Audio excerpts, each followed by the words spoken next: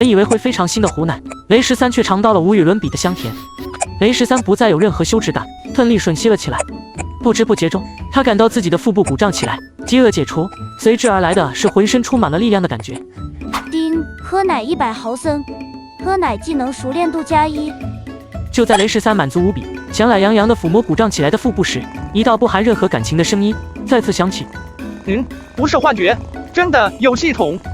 这时雷13不再怀疑，而是在心中分析了起来。不过爬动算是技能也就罢了，喝奶也能算技能啊。不过现在不是吐槽系统的时候，感受着吃饱后浑身充满的力量，雷13再次颤颤巍巍地爬动起来。这一次虽然也是同样的费力，但比起之前，爬动的稍微稳定了一些。丁，爬动1米，爬动技能熟练度+1。所以我的金手指就是这个系统，我进行对应的行为，系统就会数据化的体现出来，而且会及时反馈提升。经过一番试验之后，雷13已经初步熟悉系统的功能，只要完成一个阶段的任务，就能获得相应的提升。也就是说，只要不断完成任务，就能稳定增强自身的能力。既然爬动跟喝奶都能被判定为技能，那挥爪呢？突击呢？估计大概率也能被判定为技能。这样的话，只要我不断的完成想要增强的技能，对应的技能熟练度就能稳定提升。如果没有上限的话，只要我够拼，肯定能快速强大起来的。虽然老虎是食物链的顶端生物，但即便成年老虎也不是没有对手。棕熊这种大家伙极限个体可是比老虎大不少，虽然灵活性比较差，但无疑是老虎的劲敌。虎妈即便刚生产完体力虚弱，但肯定是要出去狩猎补充营养的，不然我们可就没奶喝了。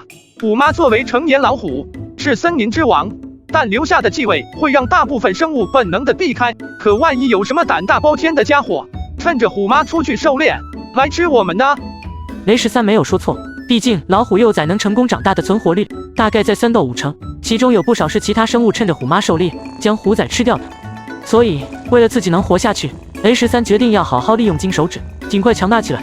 刚才吃奶的时候，感觉都只喝了个半饱，可以明显感觉到其他幼崽体型比自己大不少，怪不得自己这么孱弱呢，原来营养都被他们吸跑了。雷13之前看过纪录片，说有些格外骄傲的虎妈会在生产完之后让幼崽爬到自己身前吃奶，而不是把幼崽叼到自己身上喂奶，这是为了检验幼崽是否健康。如果实在孱弱到爬动一点距离都做不到，虎妈便会弃养这样的病秧子。物竞天择，适者生存，很残酷，但这是刻在老虎基因深处，它们繁衍不知多少万年积累下来的生存智慧。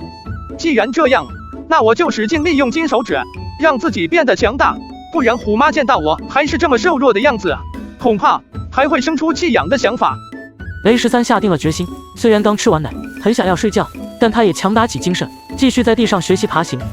丁，爬动1米，爬动技能熟练度+1。爬动1米，爬动技能熟练度+1。爬动1米，爬动技能熟练度+1。不知道过了多久，雷13感到精疲力竭了，而系统面板上显示爬动熟练度也积攒到了5。这时候他已经明显感觉到自己爬动的不再那么费劲了，虽然还是肚皮贴地慢慢磨蹭，但比起刚开始还是快了一些。不过这么一阵运动，体力也耗尽了。虽然只是4米这么短的距离，但对于刚刚出生的小虎崽而言，已经是很大的运动量了。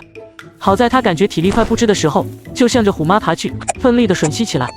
已经有过一次喝奶的经验，他已经不再有任何抵触心理，心安理得的喝奶。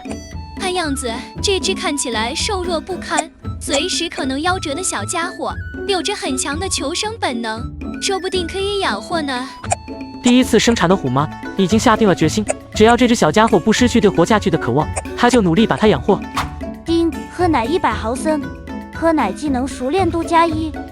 而这时雷13脑海中响起系统提示音，让他恍然点头。